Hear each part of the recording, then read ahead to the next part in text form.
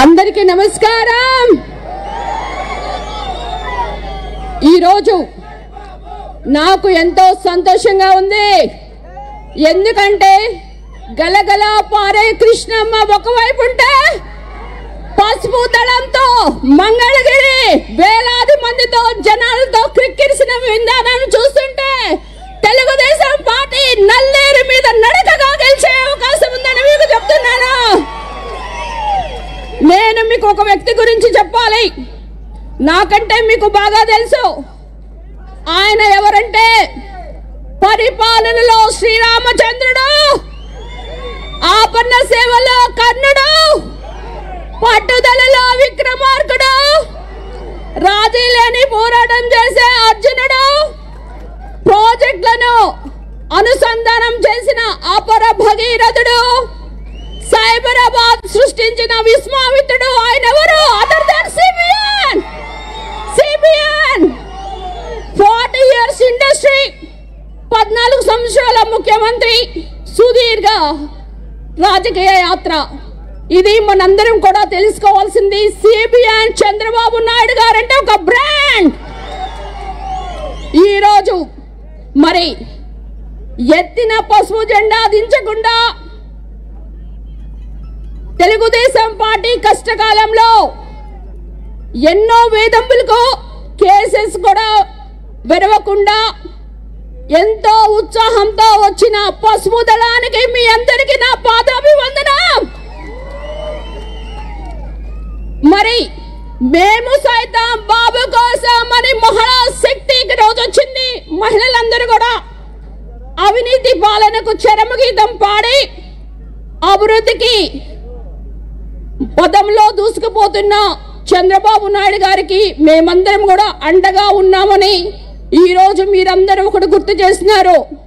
మన గడపలకు పసుపు కుంకుమ ఎలానో ఈరోజు ఆంధ్రప్రదేశ్ ప్రతి గడప కూడా పసుపు జెండా, అదే మన ఎజెండా అని కూడా నేను ఈరోజు ఘంటాపదంగా చెప్తున్నాను.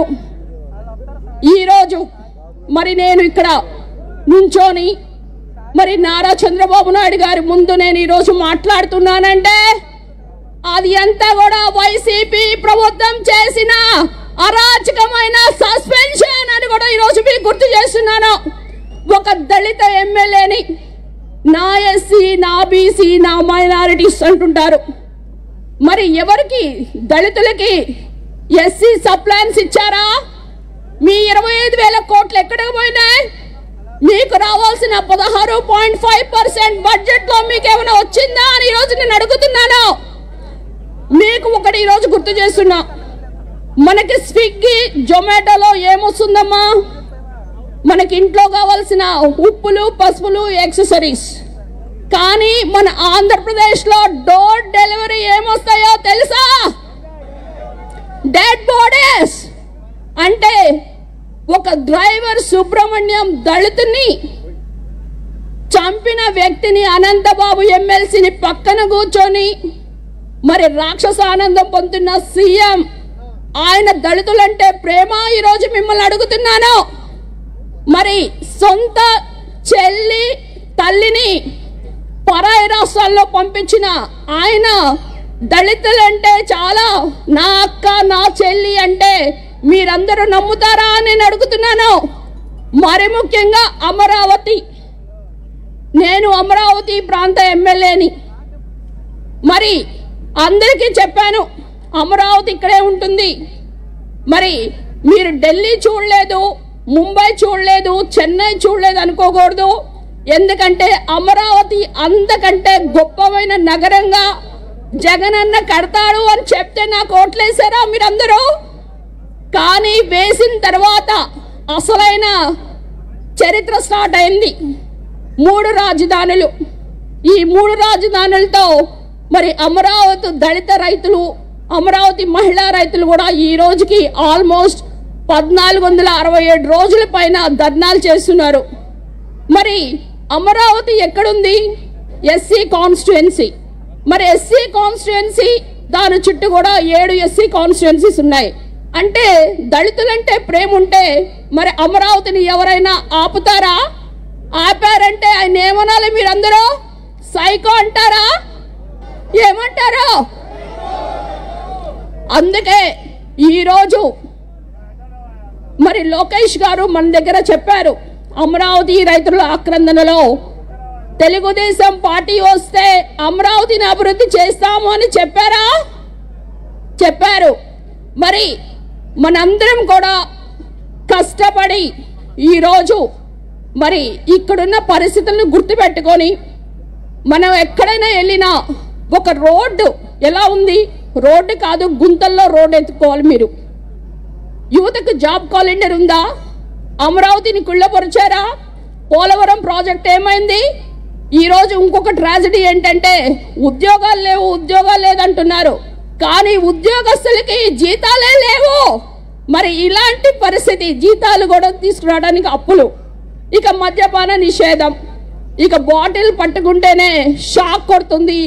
మరి ధరలు పెంచి 5 స్టార్ హోటల్లోనే పెడతానని చెప్పారా? మరి ఈరోజు ఏం చేస్తున్నారు? మద్యం పైనే అప్పులు తీసుకురావటం, దానికి దళిత మంత్రిని పెట్టడం.